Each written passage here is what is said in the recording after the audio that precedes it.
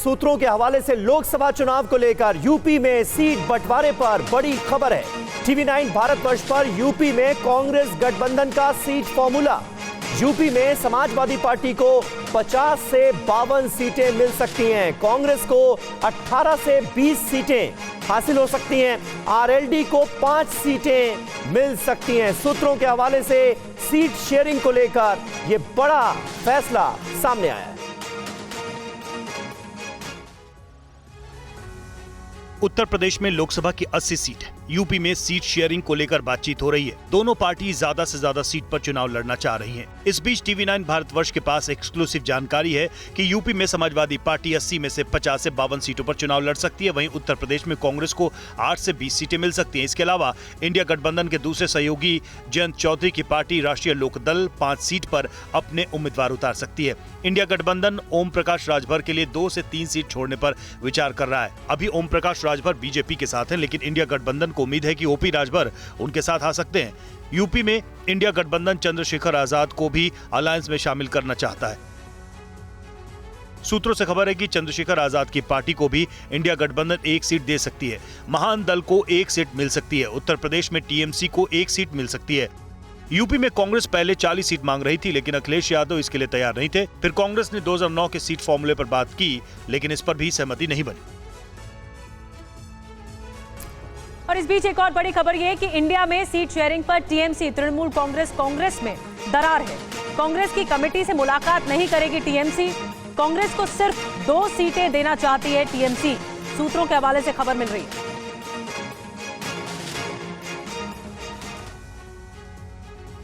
TMC ने दिल्ली में Congress alliance committee से लोकसभा चुनाव के लिए पश्चिम बंगाल में सीट बंटवारे पर चर्चा के लिए मिलने से इनकार कर दिया है। सूत्रों के हवाले से टीएमसी की ओर से ये कहा गया है कि टीएमसी लोकसभा चुनाव के लिए बनी कांग्रेस की कमेटी से मुलाकात नहीं करेगी।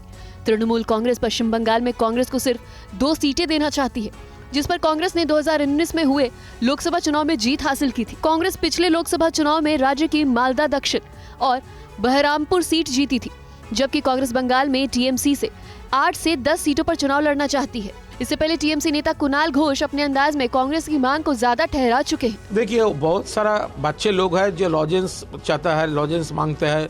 वो दुकान पे जाकर 10 मांगता है, 10 चॉकलेट मांगता है, 20 चॉकलेट मांगता है। खाने का उसका कैपेसिटी स्टोमक में नहीं है, तो इसीलिए वो होता। हमारा ममता बनर्जी वो देख रहे हैं, जो भी होगा वो सॉल्व हो जाएगा। इंडिया गठबंधन में सीट बंटवारे को लेकर कई राज्यों में अंतर्कलह चल रही है। और आज आम आदमी पार्टी कांग्रेस के बीच होगी बैठक। दिल्ली में शाम 6:30 बजे होगी मीटिंग। सीट बंटवारे पर हो सकता है फैसला।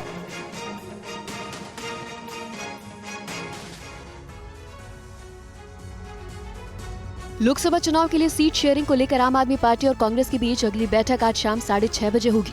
बैठक दिल्ली में कांग्रेस नेता मुकुल वासनिक के घर पर होगी। आम आदमी पार्टी की तरफ से राघव चड्ढा, संदीप पाठक, सौरभ भारद्वाज और आतिशी मीटिंग में शामिल होंगी। बैठक में दोनों पार्टियों के बीच अलग अलग राज्यों में सीट शेयरिंग पर चर्चा होगी। इससे पहले आम आदमी पार्टी और कांग्रेस के बीच 8 जनवरी को सीट शेयरिंग पर मीटिंग हुई थी। बैठक के बाद आम आदमी पार्टी के नेता गोपाल राय ने कहा था कि आम आदमी पार्टी ने पंजाब सहित 5 राज्यों में कांग्रेस के साथ गठबंधन में चुनाव लड़ने पर अपना रुख बरकरार रखा है। दिल्ली, पंजाब, हरियाणा, गोवा और गुजरात, इन सभी राज्यों में पार्टी ने निर्णय लेने के लिए अपनी बात रखी है और दोनों पार्टियां और चर्चा कर रही हैं।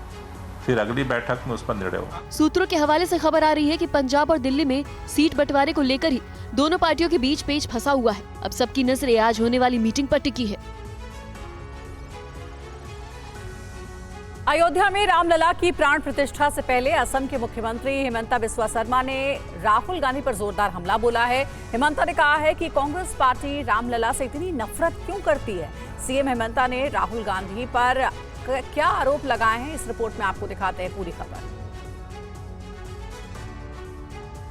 अयोध्या में रामलला की प्राण प्रतिष्ठा कार्यक्रम को भव्य बनाने के लिए तैयारियां जोर शोर से की जा रही है। दूसरी तरफ प्राण प्रतिष्ठा में निमंत्रण को लेकर जमकर सियासत हो रही है। 22 जनवरी को प्राण प्रतिष्ठा के लिए कांग्रेस अध्यक्ष खड़गे, सोनिया गांधी और अधीर रंजन चौधरी को निमंत्रण मिला था, लेकिन उन्होंने आने से इनकार कर दिया। प्राण प्रतिष्ठा कार्यक्रम में आने से इनकार के बाद बीजेपी कांग्रेस पर हमला कर रही है।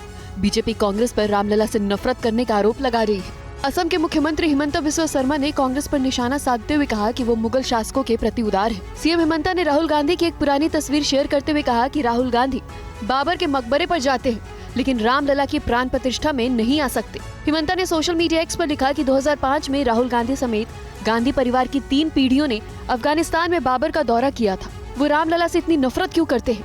आप हिंदुओं से इतनी नफरत क्यों करते हैं? दूसरी तरफ कांग्रेस पार्टी प्राण प्रतिष्ठा को बीजेपी और आरएसएस का कार्यक्रम बता रही है। दिग्विजय सिंह ने कहा कि मंदिर का निर्माण अभी अधूरा है, अधूरे मंदिर में प्राण प्रतिष्ठा नहीं की जाती है। दिग्विजय सिंह ने कहा कि किसी भी धर्म गुरु ने भी निमंत्रण स्वीकार नहीं किया है।